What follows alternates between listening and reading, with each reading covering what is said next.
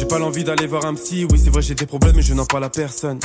Ils voudraient que j'y aille, même si j'ai grandi là où les petits courent après les belles sommes. Pourquoi autant de gens me questionnent? Et dis-moi pourquoi devant le bien j'ai l'air indécis. J'ai pas besoin de tous vos conseils, bande de fils de pute, j'irai pas voir un psy. Ne me parle pas d'apaiser mes peines ou mes fautes, raconter ses problèmes aux autres, je crois que c'est la pire des bêtises. Ne me parle pas d'un maladie mentale ou autre, si ça va pas j'écris des textes ou je fais des louanges à l'église. Je parlerai pas de mes réflexions, de mes déceptions, y'a que dans les films où ça finit bien et s'il y a pas de remède. Faut pas que je cède, c'est comme ça que je procède. Il n'y a que les faits qui me demandent de l'aide. Et moi j'ai pas besoin d'aide. Enfin, je crois, c'est bizarre, j'ai comme au fond moi, des milliers de peines que je raconte pas. Et moi j'ai pas besoin d'aide. Enfin, je crois. Épisode 1. Tordre le cou aux idées reçues. La psy, c'est pour les fous. La psy, c'est pour les fous. La psy, c'est pour les fous. La psy, c'est pour les fous. La psy, c'est pour les fous. La psy, C'est pour les fous. Bienvenue sur Éclairage Psy, le podcast qui répond à toutes les questions que vous vous posez sur la thérapie. Vous écoutez la première série, La psy, c'est pour les fous. Je suis Jeanne Coiffard, psychologue, auteure et podcasteuse. Mon objectif, démystifier le monde de la psy, faire de la santé mentale une priorité et vous montrer que la thérapie est un outil puissant pour mieux se comprendre et avancer dans la vie. Vous avez encore des doutes? C'est normal. Dans cette saison, je vous ouvre les portes de mon cabinet pour vous faire découvrir les coulisses de notre métier pour qu'il n'ait plus aucun secret pour vous. À travers des témoignages et des paroles d'experts, je vous offre une vision claire et sincère du monde de la psy. Si cet épisode vous inspire ou peut aider un proche, n'hésitez pas à le lui partager. Allez, on y va ?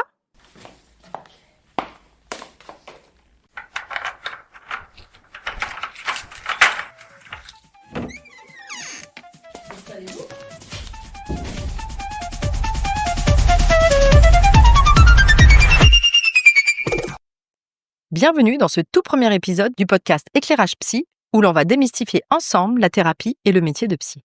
Aujourd'hui, on va explorer les stéréotypes et les préjugés qui, sans qu'on s'en rende compte, peuvent nous freiner à l'idée de consulter. Et attention, on va faire le tri entre le vrai et le faux pour comprendre ce qui nous empêche parfois de franchir le pas et découvrir ce qu'est vraiment la thérapie. Vous aussi, peut-être, vous vous êtes déjà dit « Non, mais la psy, c'est pour les gens qui ont un problème grave, non ?» Ou encore « De toute façon, les psys, ils vous écoutent, mais ils disent jamais rien. » Eh bien, tout ça, ce sont des stéréotypes et des préjugés. Mais attends, stéréotype, préjugé, pourquoi tu emploies deux mots? Ça ne veut pas dire la même chose? Bonne question. Alors, ça ne veut pas tout à fait dire la même chose. Ces deux notions sont un poil différentes. Attends, je sors mon dictionnaire pour t'en donner une définition la plus précise possible pour que tu comprennes la subtile différence entre ces deux termes. Alors, voyons. Schizophrénie, sécurité, souffrance, soutien. Ah, stéréotype, il est là. Alors, le stéréotype, c'est une croyance généralisée et simplifiée sur un groupe de personnes ou un concept. Il s'agit d'une représentation rigide et réductrice qui ne tient pas compte des différences individuelles. Les stéréotypes peuvent être positifs ou négatifs, mais ils sont souvent déconnectés de la réalité. Ils tendent à se baser sur des caractéristiques perçues, comme les comportements, les traits, les attitudes, et sont largement répandus dans la société. Ah ok, je vois. Genre, la psy, c'est pour les fous. Oui, voilà, exactement, tu as tout compris. D'où le nom de cette série. C'est d'ailleurs probablement le stéréotype qu'on entend le plus. Continuons maintenant avec préjugés. Donc la lettre P, panique, pathologie, peur, phobie, préjugés. Alors, le préjugé est un jugement ou une opinion adoptée à l'avance, souvent négative et fondée sur les stéréotypes. C'est une attitude ou une croyance non justifiée envers une personne ou un groupe, avant même d'avoir des informations suffisantes ou une expérience personnelle avec ceux-ci. Les préjugés peuvent mener à des comportements discriminatoires. Ah d'accord. Genre quand les gens disent que la psy coûte cher et que ça sert à rien, c'est un préjugé. Voilà, exactement, c'est ça. C'est vrai que j'ai un peu l'impression que certaines personnes se font une idée fausse des psys et de la thérapie, sans vraiment savoir de quoi il s'agit au fond. Et du coup, ils ne veulent pas y aller. C'est ça. Et moi, mon but, c'est de démystifier la thérapie pour donner envie aux gens de tenter cette expérience, qui, je vous le jure, est absolument incroyable. Parce que beaucoup se disent « Tiens, pourquoi pas, ça pourrait être une bonne idée d'aller chez le psy ». Mais comme ils ne sont pas trop sûrs, ils finissent par se convaincre eux-mêmes et se dire que « bof, c'est pas pour moi, je n'en ai pas vraiment besoin ». S'ils savaient que la thérapie est une aventure extraordinaire. Je raconte d'ailleurs la mienne dans mon livre. Attention, je ne dis pas que c'est facile de travailler sur soi, loin de là même. S'engager dans un processus thérapeutique, c'est pas rien. Mais ça, on en reparlera dans le premier épisode de la série 2. Alors, avant de tordre le cou à quelques stéréotypes et préjugés, je crois que c'est important de mettre un peu de clarté sur quelques sujets, qui semblent encore prêter à confusion. Audrey le dit très bien d'ailleurs. Le simple fait que maintenant on n'utilise que des diminutifs pour cette profession, psychiatre, psychanalyste, bref, tous ces trucs, en fait, on englobe plusieurs métiers dans un seul diminutif et fait que, en tout cas, pour le commun des mortels, il peut y avoir une petite confusion. Elle n'est pas la seule à être un peu perdue. Guillaume aussi avoue n'y rien comprendre. Ça illustre un peu mon ignorance du sujet, en fait, plutôt de pas savoir dans un film, celui qui écoute sur un canapé, qu'on voit effectivement beaucoup dans les films, de pas savoir si les psychologues, psychanalystes, et de pas maîtriser bien toutes les différences non plus. Ça prouve aussi mon ignorance sur les différences entre les psychiatres, psychanalystes, psychologues. Mais c'est vrai que déjà dans mon esprit, un peu ignorant sur le sujet, le métier de psy, je saurais même pas exactement dire quelles études il faut faire pour être psy. Est-ce que c'est des longues études? Je suis un peu perdu sur le sujet. Effectivement, je sais pas simplement comment fait-on pour devenir psy, je ne sais pas répondre. En effet, les termes psychiatre, psychologue, psychanalyste sont souvent utilisés de manière interchangeable dans la vie courante. Et ça crée un flou sur les différences entre ces métiers. Donc forcément, l'usage de diminutifs comme psy ne clarifie pas vraiment les choses. Pour éclaircir, le psychiatre, c'est un médecin. Il a fait des études de médecine et s'est spécialisé en psychiatrie. Il peut donc prescrire des médicaments et traiter les troubles mentaux sévères. Petite subtilité toutefois, tous les psychiatres ne sont pas psychothérapeutes ou psychanalystes, mais certains d'entre eux peuvent l'être. Pourquoi faire simple quand on peut faire compliqué? Le psychologue, quant à lui, a fait des études en psychologie. La psychologie, c'est une discipline académique et scientifique qui étudie le comportement humain, les processus mentaux comme la pensée, les émotions, la mémoire et les interactions sociales. Il y a 4 champs d'application en psychologie, la psychosociale, la psycho du développement, la psychoclinique et la neuropsy, donc les neurosciences. En France, ces études durent 5 ans. Mais on en reparlera tout ça plus en détail dans l'épisode 3. Le psychologue n'est donc pas médecin. En revanche, il est en capacité de poser un diagnostic psychopathologique. Il est formé pour accompagner les gens dans leur réflexion et leur compréhension de leurs émotions et comportements. Maintenant, le psychanalyste. Ce professionnel peut être psychiatre ou psychologue, ou bien aucun des deux. La psychanalyse est une approche thérapeutique spécifique créée par Freud, basée sur la notion d'inconscient. En fait, le praticien suit une formation via des séminaires après avoir fait son analyse personnelle, qui dure en général de nombreuses années, entre 5 et 10 ans. C'est plus clair comme ça? Donc pour faire simple, la confusion vient souvent de cette généralisation des termes, mais chaque métier a des spécificités bien définies. Dans le langage courant, donc, on a souvent tendance à confondre psychanalyste et psychologue. Ce sont généralement les premiers qu'on voit à l'écran, ce qui explique en partie la confusion, et soyons honnêtes, ça ne rend pas vraiment service à notre profession. Et pourtant, la manière de pratiquer la psychanalyse est très spécifique à cette psychothérapie en particulier. La psychanalyse est loin de représenter tout ce qui se fait dans le domaine. Mais c'est peut-être le plus simple à mettre sur un écran. Comprenez, dans les films et les séries. Mais après, pourquoi inventer des acronymes? J'ai envie de te dire, ça a créé un monde, en fait, qui est pas à la portée de tous. Alexis, quant à lui, sait qu'il existe différentes psychothérapies. Mais aujourd'hui, il n'est pas en capacité de faire la différence. Alors ça, pour le coup, c'est quand même assez compliqué parce que tu t'intéresses au sujet, tu te rends compte qu'il y a plein de types de thérapies et tu comprends rien. Enfin, les mots sont incompréhensibles, les termes sont incompréhensibles. On voit pas du tout ce que ça veut dire travailler sur une approche systémique, machin truc. Enfin, en fait, oui, je pense que ceux qui ont l'habitude des parcours psy, ils voient très bien que tel type de thérapie c'est ça et tel autre c'est ça. Mais en fait, quelqu'un externe, il comprend juste rien en fait. C'est vrai que tous ces termes pour désigner les différentes thérapies, LICV, TCC, EMDR, Mindfulness, Gestalt, thérapie des schémas, thérapie familiale, IFS, constellation familiale, et j'en passe, peuvent porter à confusion pour la plupart des personnes. Il existe près de 400 types de psychothérapies différentes. C'est compliqué du coup. Mais il ne faut pas hésiter à nous poser des questions, à nous les psys. On sera ravis de vous expliquer la spécificité de notre travail. En tout cas, moi, si vous me posez la question d'avec quelle thérapie je travaille, vous risquez d'être fatigué avant moi, tellement j'adore parler de l'ICV et de la thérapie familiale. Mais revenons à nos moutons. Les stéréotypes, les préjugés, appelons-les les idées reçues. Alors, par quoi commence-t-on? Stéréotype numéro 1, le psy analyse tout le monde, tout le temps. Bertrand nous partage sa vision. Pour moi, les psys, c'était des personnes qui allaient nous analyser sans forcément le faire exprès, mais parce que c'est des formations professionnelles. Je comprends tout à fait cette idée reçue, mais non, le psy n'est pas quelqu'un qui analyse tout le temps. Nous avons des connaissances en psychologie et des compétences en psychothérapie. Mais celles-ci s'appliquent uniquement dans le cadre thérapeutique, lorsqu'une personne vient avec une demande d'aide ou de réflexion sur elle-même. En dehors de ce contexte, donc en dehors de nos cabinets, nous ne sommes pas du tout constamment en train de décortiquer les comportements ou les pensées des gens autour de nous. Comme tout professionnel, nous avons aussi nos moments de détente et de vie personnelle. Et nous ne fonctionnons pas en mode analyse en permanence. Et puis, ça serait trop fatigant d'être tout le temps en train de porter notre costume de psy.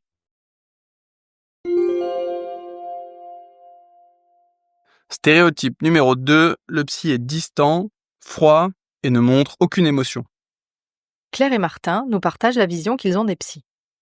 J'ai toujours cette image quand même assez austère de la personne qui est assise, qui vous regarde et qui vous écoute quand même. Ça reste très très sobre, même la tenue. Je dirais un personnage plutôt classique dans l'exercice de sa fonction. Ouais, c'est pas fun à la base. Donc ça reste assez sobre, austère. Ouais, j'avais l'image du mec qui va pas parler, qui va m'écouter, donc ça m'a pas trop inspiré. Cette image du psy distant, froid et peu causant nous vient directement de la culture cinématographique. L'image du psy véhiculée dans les films participe de la préservation de cette fausse image sur les psychologues. Nora, Audrey, Stan et Bertrand témoignent de l'impact de cette image sur la perception qu'ils se font des psychologues. Je visualisais un canapé où on était allongé et où on parlait seul, quoi. Donc pas d'échange, ou alors dire des choses qu'on avait déjà dit à ses proches. Du coup, j'ai une représentation plutôt visuelle d'un psy. C'est-à-dire le psy est en face de moi et il m'écoute. Et je suis allongée. En fait, j'ai une représentation presque cinématographique puisque moi-même, je suis jamais allée voir un psy. Je sais pas, je pense que l'image, on se fait l'image des films, les gars qui sont en effet sur leur fauteuil, avec les patients qui sont sur le divan, et avec les psys qui qui parlent très peu et qui sont en mode d'accord. Continuez. Les entretiens de psy, j'en ai jamais fait, mais tel que je les imagine, j'ai l'impression que c'est assez passif. J'ai l'impression que le psy ne parle pas beaucoup et fait plutôt parler les autres. Je comprends que cette image du psy distant et froid puisse encore exister. Et ça arrive d'ailleurs de tomber sur des psys comme ça. Certains apprécient cette posture d'ailleurs.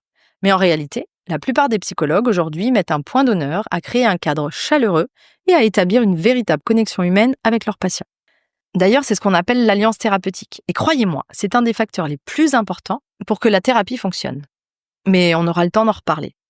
J'y consacrerai aussi un épisode entier dans la série 2. Alors oui, on a souvent cette image du psy silencieux, celui qu'on voit dans les films, avec le patient allongé sur un divan, le psy qui écoute sans rien dire. C'est vrai, c'est un peu l'héritage de la psychanalyse. Mais la réalité est bien plus variée. Comme on l'a vu, il existe aujourd'hui des centaines d'approches thérapeutiques et la plupart des psychologues sont beaucoup plus interactifs.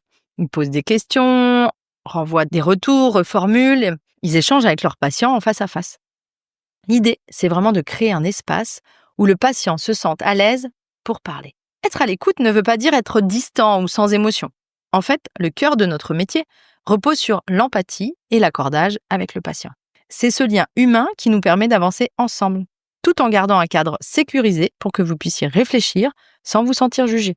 Bref, la thérapie, c'est un vrai échange et non pas juste un monologue du patient face à un psy silencieux.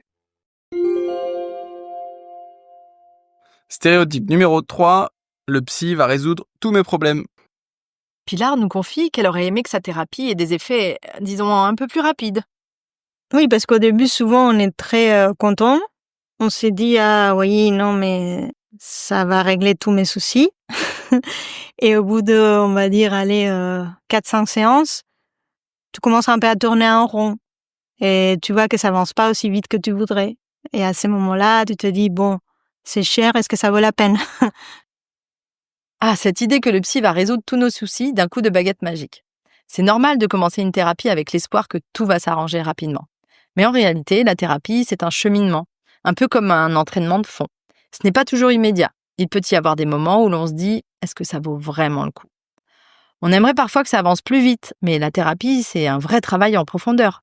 Les premières séances peuvent apporter un soulagement parce qu'on met des mots sur ce qu'on vit.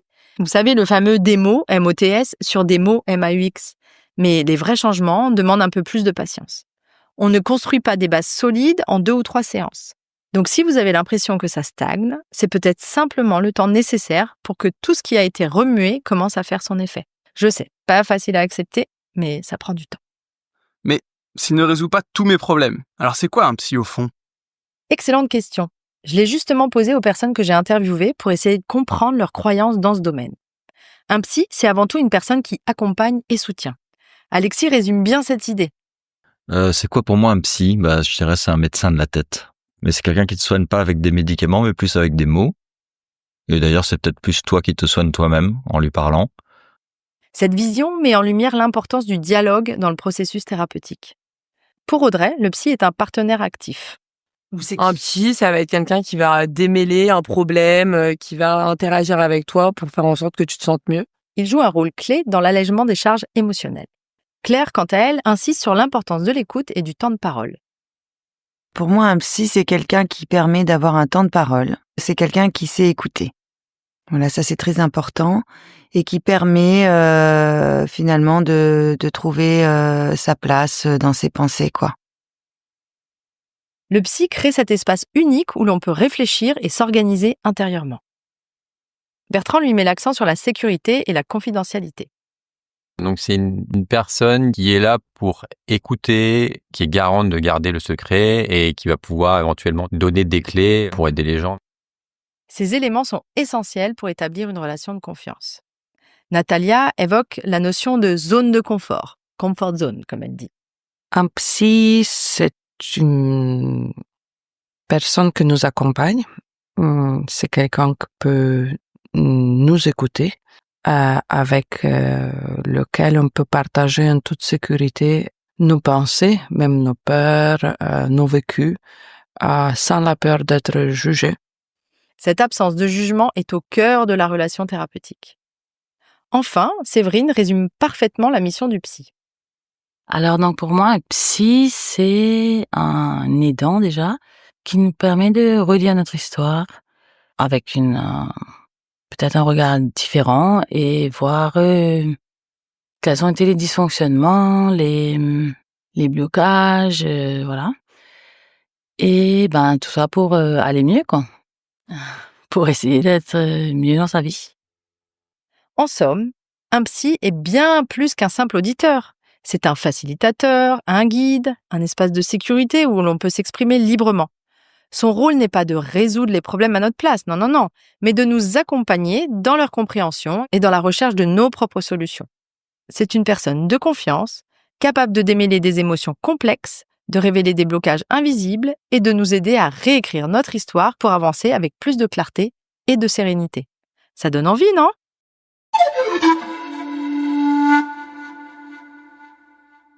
Mais alors pourquoi les gens hésitent encore à consulter un psy ?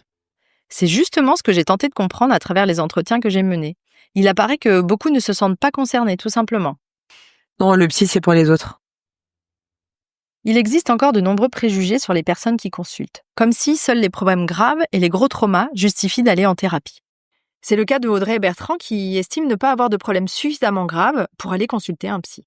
C'est très drôle parce que j'ai l'impression qu'il faut vivre quelque chose de très grave pour y aller.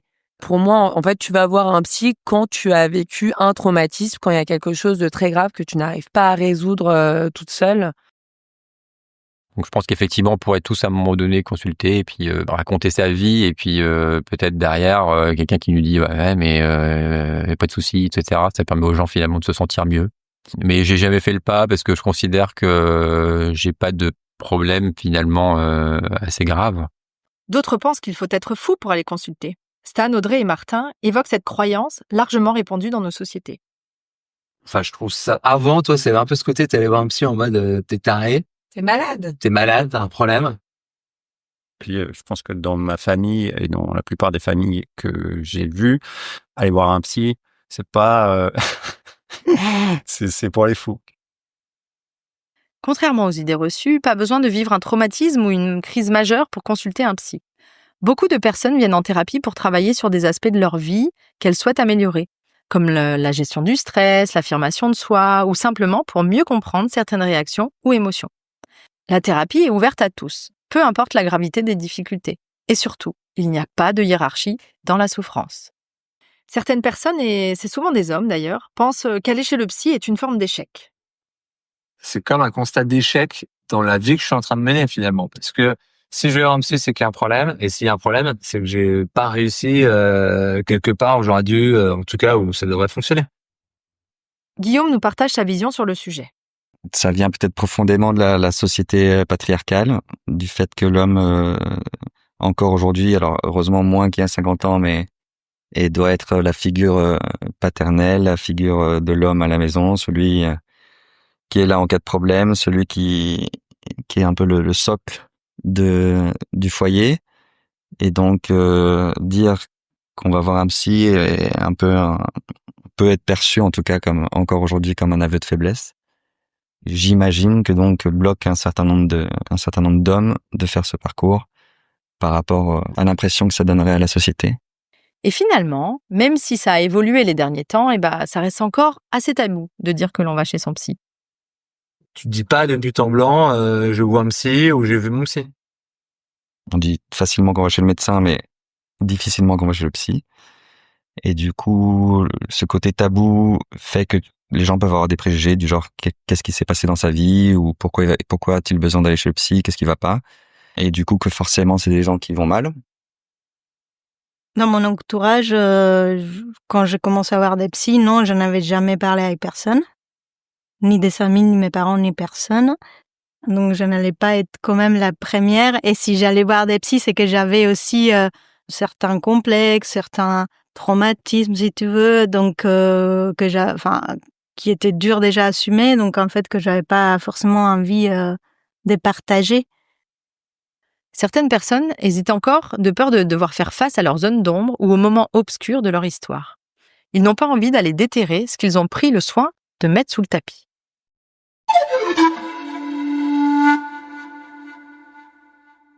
Claire, Guillaume et Anaïs illustrent très bien ce point.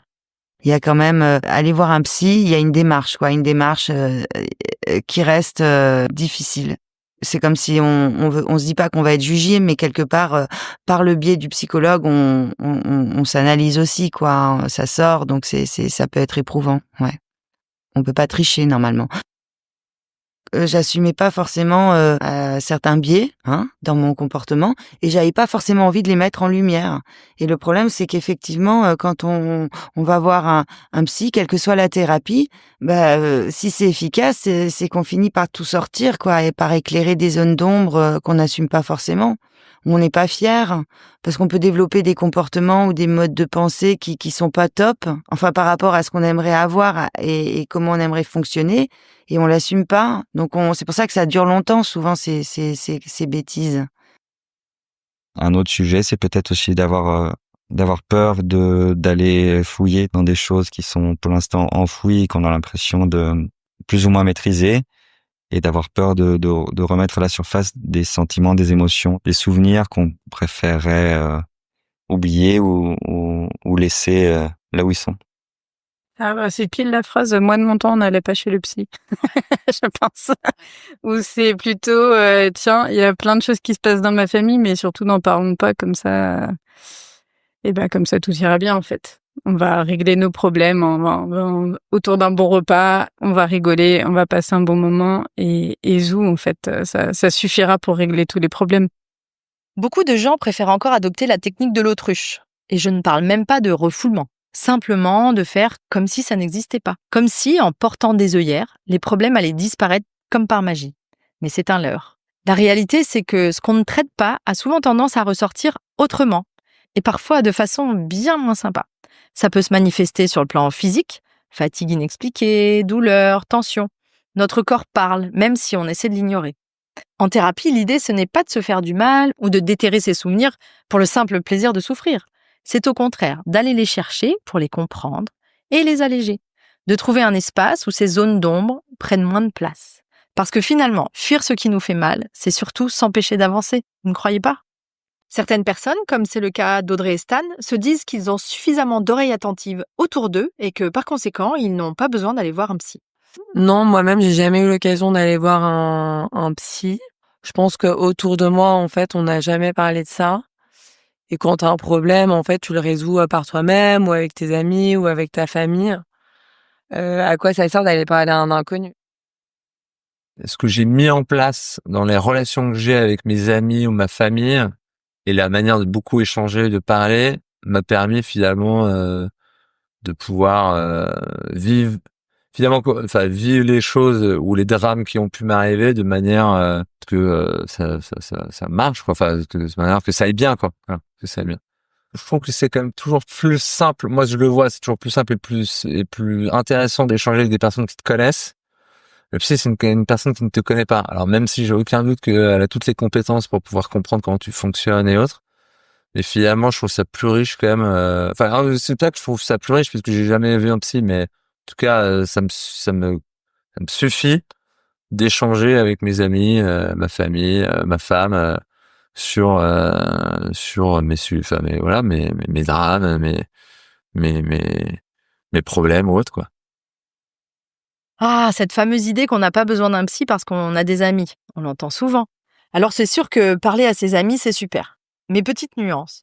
Les amis, ils nous connaissent bien, ils nous aiment et souvent, ils ont déjà une idée de qui on est et de ce qu'on devrait faire.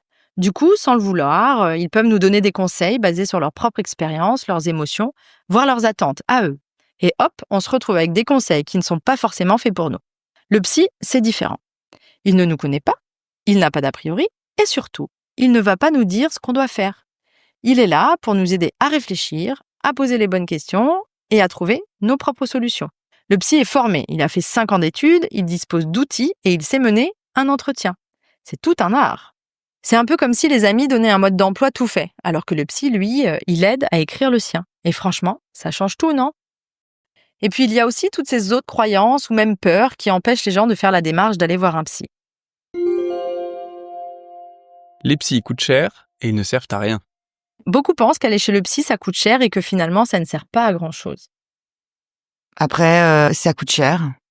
Donc en fait, c'est un luxe. Ce côté-là aussi. Et puis aussi, il y a cette culpabilité judéo-chrétienne qui consiste à dire, on va peut-être pas non plus trop s'intéresser à soi tout le temps. Hein, il y en a quand même qui crèvent de faim. Bon, voilà. Alors moi, j'ai un peu honte avec mon petit problème parce que j'assume pas mon mariage, par exemple. Enfin, j'invente.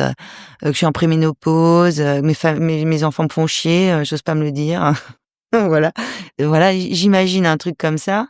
Bon, c'est pas mon cas, hein, mais j'ai donné voilà, c'est vraiment la caricature qu'on peut imaginer. Et cette femme va se dire, alors qu'en fait, elle est en souffrance et c'est pas ça. Mais du coup, cette situation un petit peu compliquée dans sa vie réveille d'autres choses peut-être. Donc, elle arrive pas. Et elle va pas consulter parce qu'elle estime que c'est pas, qu'elle compte pas. Oui, la thérapie, ça coûte cher. On verra pourquoi dans l'épisode 5 qui s'appelle Psy en pratique, libéral, salarié et qui évoque les conditions de travail des psychologues. Mais notre bien-être n'en vaut-il pas la peine?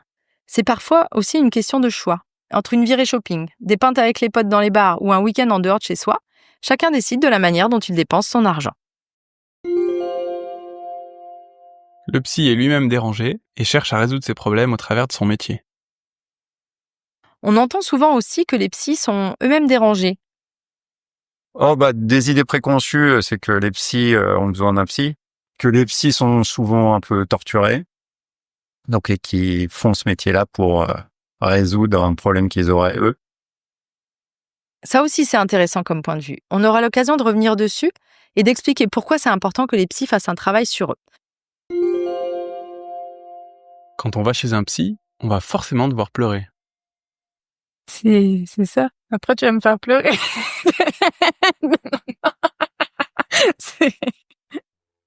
Elle est forte, cette psy. Parce que je crois qu'un psy, j'en ai vu qu'une fois, finalement. Je me dis, maintenant, aujourd'hui, finalement, j'en ai vu une fois. C'était à la naissance du premier enfant qui est né très tôt, beaucoup trop tôt. Et du coup, il y a une psychologue qui est venue me voir et j'ai cru qu'il fallait directement pleurer. Donc finalement, j'ai pleuré très facilement. Il en fallait pas beaucoup. Et puis après, je me suis dit, est-ce que ça m'a vraiment aidé de pleurer? Non. Est-ce que je voulais pleurer? Je sais pas. Avec une personne que je connaissais pas, que j'avais jamais vue. Bon. Je visualise aussi avec ces 2 personnes sur un sofa. Je visualise la boîte de mouchoirs. Forcément. Et une petite lampe de chevet. Ouais. Et on remarque que pleurer n'est pas vraiment autorisé chez les garçons. Tout ça est une construction, évidemment. On le verra dans l'épisode 6, Psy au féminin. Alors, comme les garçons, ça pleure pas, et qu'il y a cette idée reçue qu'on pleure systématiquement en thérapie, eh bien les garçons, ils ne vont pas trop en thérapie. Heureusement, pas tous. La thérapie est interminable. D'autres encore évitent de commencer un travail par peur que ça dure une éternité. J'ai l'impression que quand on met un pied chez un thérapeute, on y reste un peu. Ou au moins, on fait autre chose après. Enfin, après, il y a des terrains sensibles, quoi. Il y a des gens qui auront peut-être toute leur vie ou au moins plusieurs phases besoin d'un accompagnement et d'une aide. Ah, la fameuse idée que la thérapie, c'est un peu comme un abonnement à vie. Beaucoup pensent que quand on met un pied chez le thérapeute, on y reste pour toujours. En réalité, ce n'est pas forcément le cas. Chaque personne est différente. Pour certains, quelques séances suffisent à débloquer une situation, alors que d'autres ont besoin de plus de temps. Et c'est OK comme ça. La thérapie, c'est comme un entraînement. Parfois, tu as juste besoin d'un coup de pouce pour te remettre sur la bonne voie. Et une fois que tu as acquis les bons outils, tu peux avancer, seul. D'autres peuvent revenir pour des ajustements de temps en temps, un peu comme un check-up. Mais non, on n'est pas obligé de rester chez le psy à vie. C'est toi qui décides de quand tu veux commencer et surtout quand tu te sens prêt à continuer seul. Parce que l'objectif de la thérapie est que tu deviennes toi-même ton propre thérapeute. Voyez, toutes ces idées reçues sont autant de freins qui empêchent beaucoup de gens à oser franchir le pas. Le problème, c'est que je les ai toujours finalement, ces idées reçues. Vu que je suis jamais allée en thérapie, je me dis, je les ai toujours, ces idées reçues. Donc, mais voilà, j'attends peut-être la rencontre ou le bon spécialiste et savoir qui pourra m'aider à avancer encore plus. Et vous, avez-vous encore des stéréotypes et des préjugés à l'égard des psys et de la thérapie? Mais du coup, qu'est-ce qu'on peut leur dire à tous ces gens qui pensent tout ça? C'est quoi au juste la thérapie? Et à quoi ça sert? La thérapie, c'est avant tout un cheminement pour aller mieux, comme le dit Axel. Et selon toi, du coup, ça sert à quoi la thérapie? Pour aller mieux, tout simplement. Enfin, c'est une aide, quoi. Cet extrait introduit une réflexion universelle, celle de chercher un mieux-être. Mais derrière cette simplicité apparente se cache une profondeur essentielle. Pour Guillaume, aller en thérapie, c'est aussi mieux se connaître et comprendre l'impact de notre passé sur notre présent.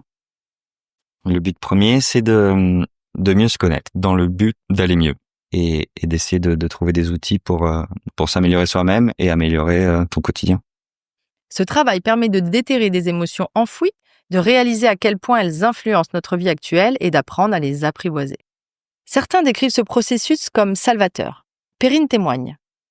Non, pour moi, la thérapie, ça a été un peu salvateur parce que je traversais une période très compliquée dans mon cadre familial et clairement, ça m'a permis de prendre de la distance et de me sentir mieux. Ces mots illustrent la capacité de la thérapie à offrir une prise de recul nécessaire dans les moments difficiles. Pilar met l'accent sur l'importance de transformer nos mécanismes enracinés. Même quand tu as pris conscience de certaines choses, ça reste difficile d'agir différemment. En fait, tes réflexes, ta façon de sentir, ta façon d'apprendre la chose, toujours en rapport à ce que tu as vécu. Un psy peut peut-être t'aider à changer ce type de mécanisme. C'est un travail qui nous permet de dépasser les réflexes hérités de notre enfance pour adopter de nouvelles façons d'être et d'agir. Alexis, quant à lui, ajoute une perspective intéressante en comparant la thérapie à un cours. C'est comme quand on va prendre un cours de surf, on apprend un peu plus vite. Cette métaphore met en lumière le rôle du psychologue comme un coup de pouce précieux pour avancer plus efficacement. La thérapie, c'est aussi avancer dans la vie, comme le décrit Anaïs. Ça permet aussi d'avancer dans la vie. Je pense que ça permet de dépasser certains freins qu'on se met, que ce soit au niveau professionnel ou émotionnel ou dans la relation de couple, de digérer ce qui s'est passé au niveau familial, au niveau de nos amis, au niveau de nos relations passées. C'est un moyen de se libérer des blocages qui entravent notre évolution personnelle et relationnelle. Claire, de son côté, compare le rôle du psychologue à un tour de clé. Le psy, c'est le petit tour de clé qui va pouvoir faire avancer, à un moment donné. Vraiment, son objectif, c'est de vous aider à vous réparer vous-même. Elle souligne ainsi que la thérapie ne fournit pas des solutions toutes faites, mais qu'elle ouvre des portes pour nous permettre de construire notre propre chemin. Enfin, Séverine résume bien l'objectif final. C'est aider l'autre à se trouver lui-même et à trouver son épanouissement, disons.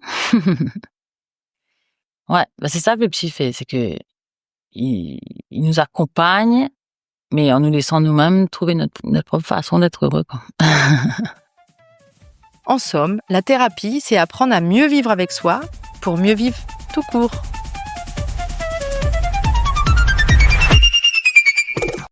La thérapie est donc un voyage intérieur guidé qui permet de mieux se comprendre, de dépasser ses blocages et d'apprendre à vivre avec plus de sérénité. C'est un processus où l'on apprivoise ses émotions, où l'on revisite son passé pour éclairer son présent et où l'on trouve des outils pour avancer dans la vie.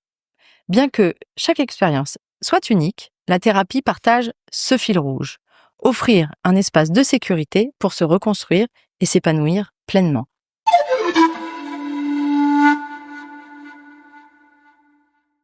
On arrive presque à la fin de ce premier épisode.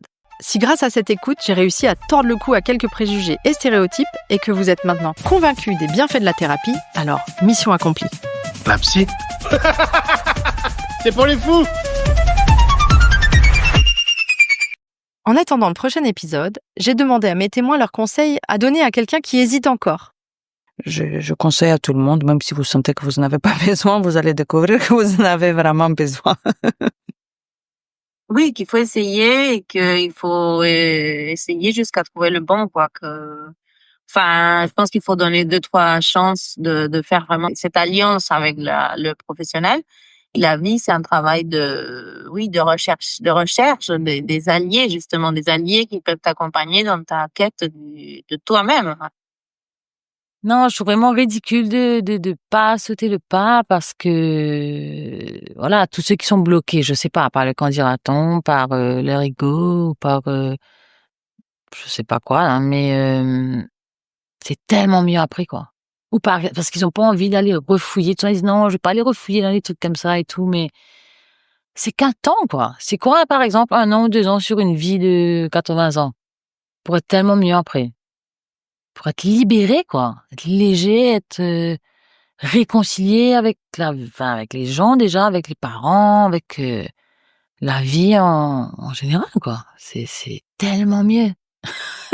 Je comprends pas. J'ai tellement envie de dire à tout le monde, allez-y. Mon conseil à moi, c'est n'attendez pas d'aller mal pour aller mieux.